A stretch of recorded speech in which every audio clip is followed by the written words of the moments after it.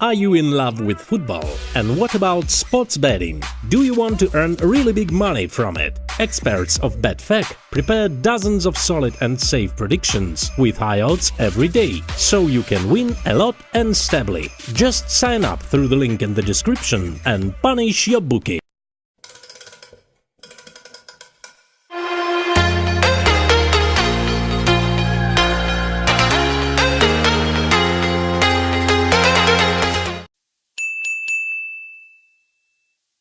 Now it is Brighton against Manchester United in the Friday night football. Jose Mourinho's side already guaranteed a top four finish, but a win tonight would all but confirm second place as well. First of all, I'm not thinking again about these numbers and about with this number of points we would win the league in X times. That's not the point for me. The point for me is to finish second. And for that we need 4 points. I think we really deserve to be second. We beat every top team during the season. We beat them all in the last, I don't know, 3 or 4 months or so.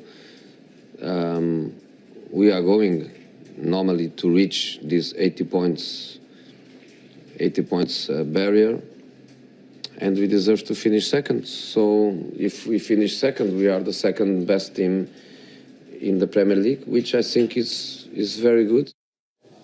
It's a huge game for Brighton, who are 5 points above the relegation zone, and no one more win would guarantee them their Premier League status.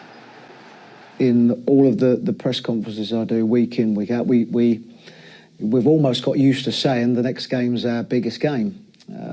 But yes, I think without doubt, if we were to get the points that's needed to secure Premier League status against Manchester.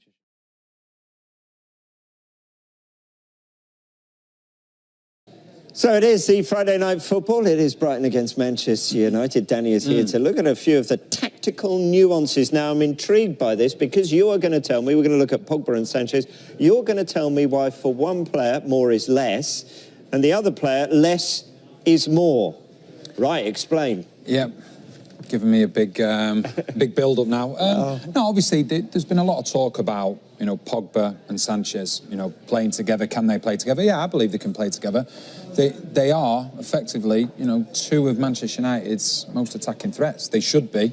I think they're two world-class players, and it's just getting the best out of both of them whilst being on the pitch at the same time. And I think what we need to do is have a look at some of the clips where they've probably got in each other's way, so to speak. So I think the first half against Manchester City, where they did tend to struggle a little bit.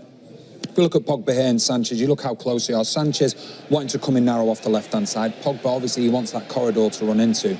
But you can see here, to have arguably two of United's best players so close together is always going to be difficult. They end up getting a foul from this, I think. But it's a situation where they find themselves in the same area.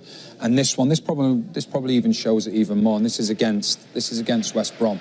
We see Pogba and Sanchez really close together. We know that Pogba wants to get forward. He likes to go in that inside left channel. But the problem you've got is that Sanchez likes to play narrow as well. So when he comes inside, they almost end up near enough tackling each other here. And the problem is, when you've got two of arguably Manchester United's best players, you could put a blanket over the two of them, and you don't want that. And that's very difficult. If I'm playing against Pogba and Sanchez, to see them so close like this, you'd be delighted as a defender because you know that arguably two players can take care of them two because they're in such a confined space. But when they're separated, then it becomes much more difficult, and you see how compact it is in that middle. So what you tend to find is when you have the situation that Manchester United have, like I say, where you've got Pogba and Sanchez both on that left-hand side. So when we talk about Sanchez, let's move these players out of the way because they'll be further over here. Talking about Matic and Herrera. And we'll come on to Manchester City in the second half in a minute. Now, as we talk about Pogba, we know that this is the channel that he wants to get into. We've seen it when he's at his best, starting from deep and then getting into here. That is when Pogba's at his best. Now, the problem you have, because Sanchez wants to come narrow, so all of a sudden, he's gone inside to here. The fullback's going to come with him.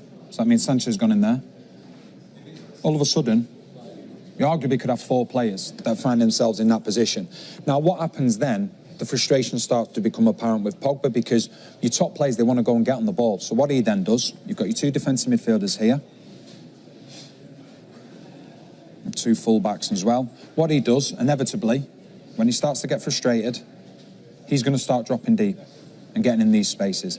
Then he'll look to try and get the ball from Matic, maybe deep, Lindelof, Smalling, or even Young.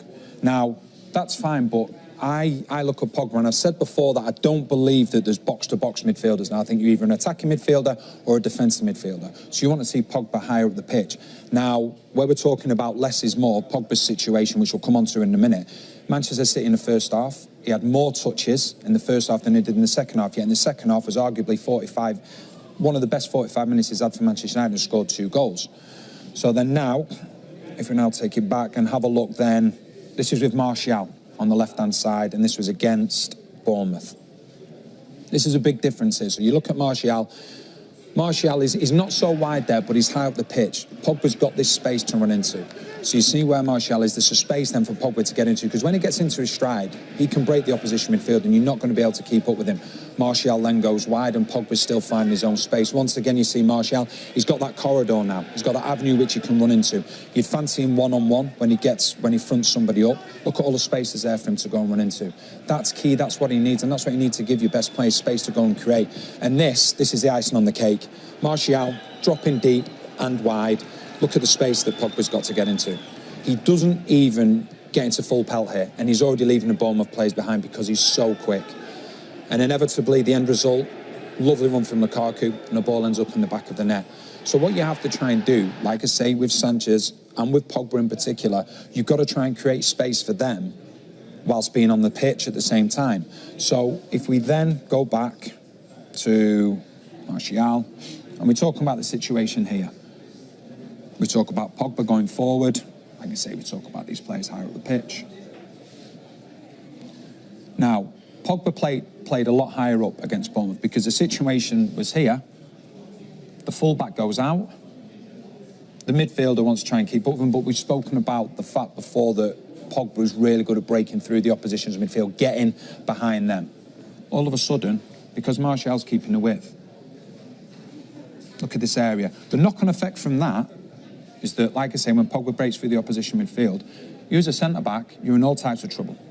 Because then he's got to come over, and how many times this season have we seen Pogba break into there, the centre-back have to come over, and then, obviously, Lukaku's injured at the moment, but he plays that ball into there, and look how separated the 2 centre-backs are, because he's asking questions of them. And you need Pogba to be able to make the runs, or otherwise it's a lot easier for the likes of any back 4 or back 3 that you're playing against to stay tight and compact. Now, the one way you can look at it with Sanchez, if we go, this is Manchester City in the second half. The difference was, Sanchez still played in the same position. It was Pogba that changed his position. He went further over to the right-hand side. Look at the run he's made here. He's made this run. Sanchez finds him. Absolutely brilliant. From Sanchez and from Pogba. Sanchez had more touches in the second half than he did in the first half. Therefore, he had 2 assists, and him and Pogba linked up well. And what happened was, we spoke about Sanchez, the fact that he may start wide, but what happened was, if anything, I'm not saying it was completely like this, this is what seemed to happen. Pogba went over further to that right-hand side. Now, whoever's playing on this side, they're not going to keep the width, but what they do, they don't come into this area. They actually end up near enough in the number 10 area. So that still then leaves the space for him to get into there. So instead of doing that on the left-hand side in the second half, he was doing that on the right-hand side. Sanchez was coming in narrow. That was absolutely fine because him and Pogba weren't getting in each other's way, so he had more time to dictate play, get on the ball and do what he wanted to do. And Pogba, likewise, he shifted over the pitch a little bit more and he found freedom and ended up getting 2 goals. So I look at the situation with Sanchez and Pogba and say, OK, Sanchez can play on the right of a 3 up front. He did it for Barcelona in his last season there, was absolutely magnificent. Pogba can play on the left of a 3, or if need be, can play on the right of a 3. But there's no doubt about it that these 2 can play in the team together. 2 world-class players, and it's up now to Manchester United to get the best out of them. And if they can do that, then I don't see any reason why they won't be challenging Manchester City. Fascinating. We shall see.